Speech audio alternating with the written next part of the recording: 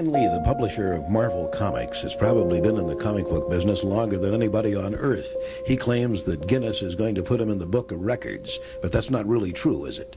Well, they very well might. You know, as I had mentioned earlier, I think that I've probably written more stories that have been published than anybody who's ever lived.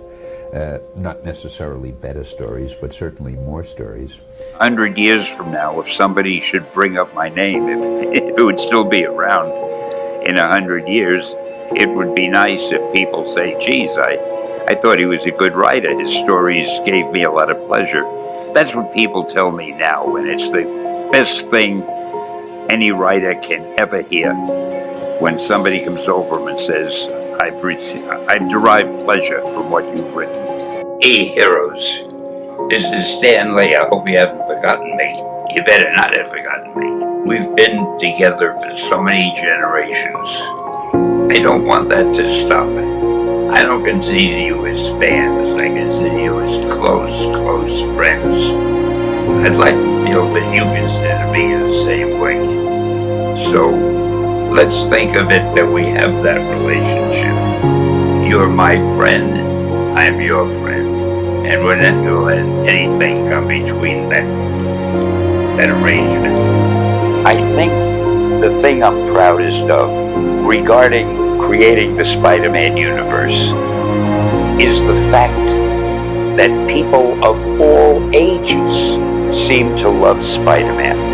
And more than that, he's international.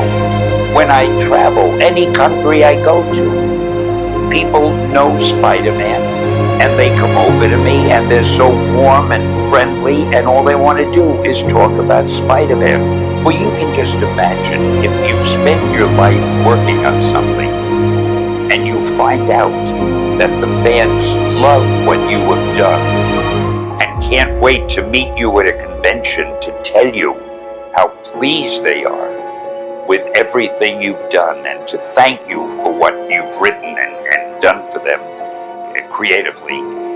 It's an experience I can't even describe how wonderful that feels and how grateful that makes me feel. I should drop you. Take what you took from Ben Parker.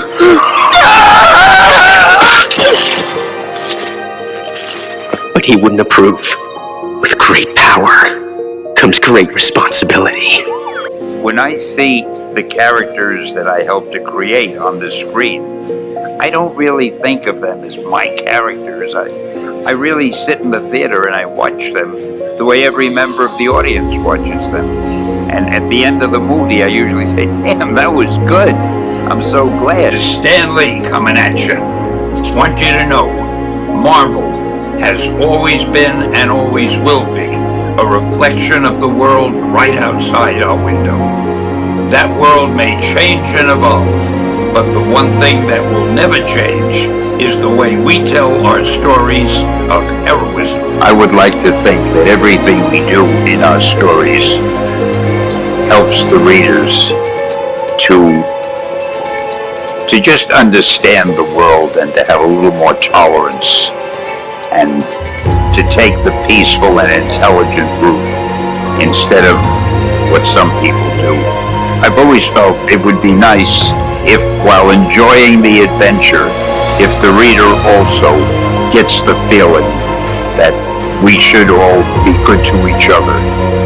And the world is a small place. We only have a short time in it, and we must make it as pleasant for ourselves and for other people as we possibly can. And doing the right thing is better than doing the wrong thing. Well, the dream, the first Spider-Man comic would become so valuable. And it's hard to believe that it's been 20 years since I first thought up the story of Spider-Man. Excuse me, I'm looking for some guy named Stan Lee. What? Spider-Man? Oh, man! Wow! You know, Spidey, I've always wanted to experience real web slinging.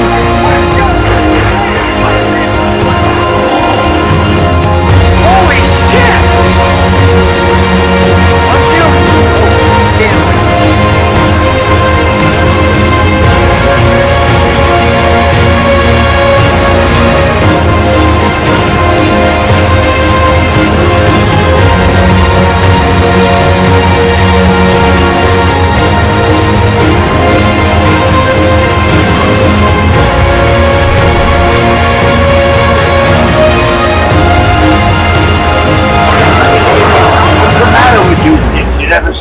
spaceship before? It isn't a one-man field. There's so many people contribute. I'm just happy that I've had a hand in all of this. And I'm happy that even after all these years, someone bothers to interview me about it. I'm really very flattered.